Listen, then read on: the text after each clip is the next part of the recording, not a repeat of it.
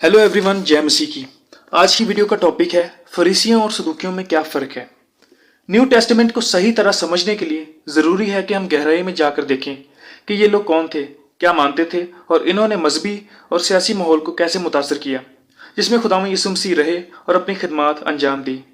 Bible में ये दोनों ग्रोह अगरचे एक साथ दिखाई देते हैं, मगर ये दोनों ग्रोह एक दूसरे के मुखालिफ थे। फरीसी आम लोगों में से थे जो उस्ताद, कातिब और रब्बी थे, जो शरीयत के गहरे इल्म और अपनी परहेजगारी की वजह से इख्तियार रखते थे। फरीसी का मतलब है अलग होने वाले लोग। वो रोज़मर्रा ज़िंदगी में पाकीज़गी के साथ जीना चाहते थे। आम लोग इनका एहतराम करते थे क्योंकि ये लोग खुदा की शरीयत को अमली ज़िंदगी में नाफज करने पर जोर देते थे। दूसरी तरफ सदूकी अमीर और सियासी तौर पर बाअसर थे। वो काहिनों के ख़ानदानों में से थे और हैकल में आला ओहदों पर फायज थे। सदूकी लफ्ज़ सदूक नामी सरदार कहन से जुड़ा है जो दाऊद बादशाह के ज़माने में था। वो दाऊद बादशाह का वफादार था। सदूकी लफ्ज़ का मतलब है सदूक कहन के मानने वाले या सदूक कहन की नस्ल में से। सदूकी अपनी हैसियत बरकरार रखने के लिए रोमी हुकूमत के साथ ताल्लुक़ रखते थे। फरीसी मुर्दों के जी उठने, फरिश्तों, रूहों और खुदा के इंसाफ पर ईमान रखते थे। वो न सिर्फ लिखी हुई तौरात को मानते थे बल्कि ज़मानी रवायात को भी मानते थे, जबकि सदूकी सिर्फ तौरात की पहली 5 किताबों को मानते थे। सदूकी क़यामत, आखरत और रूहानी मखलूक़ात का इनकार करते थे, जैसा कि अमाल की किताब में भी लिखा है। सदूकी कहते हैं कि ना क़यामत है, ना फरिश्ता, ना रूह, जबकि फरीसी इन सब को मानते हैं।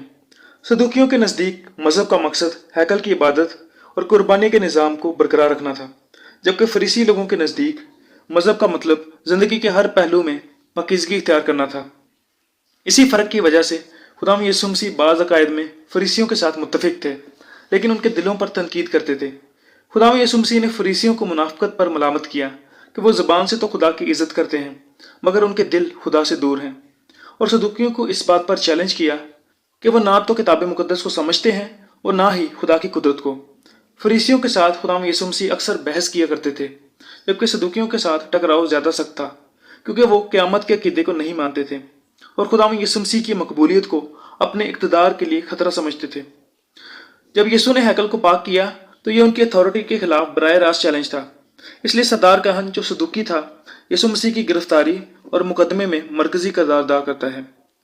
खुदावंद यीशु मसीह के झूठने के बाद सदूकी रसूलों और कलीसिया के बड़े मुखालिफ बन गए। 70 एडी में हैकल की तबाही के बाद सदूकी तारीख से गायब हो गए क्योंकि उनका पूरा निज़ाम हैकल पर मुनहसर था, जबकि फरीसियों ने खुद को ढाल लिया और उनकी तालीमात बाद में रबानी यहूदियत की बुनियाद बनी।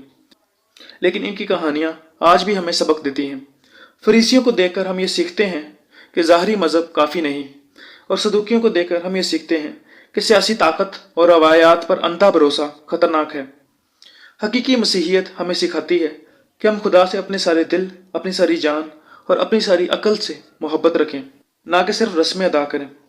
आज भी हमें खुद से सवाल करना चाहिए कि क्या हम खुदावंद यीशु मसीह की ज़िंदा सच्चाई में चल रहे हैं या सिर्फ रस्मी बातें करते हैं। ये इंतखाब आज भी उतना ही अहम है जितना उस वक्त था। अजीज़ों, अगर आप पहली बार इस चैनल पर आए हैं तो इस चैनल को सब्सक्राइब करें और घंटी के बटन को भी दबा दें ताकि मज़ीद वीडियोस आप तक पहुंचती रहें। खुदावंद आप सबके साथ हो। जय मसीह की।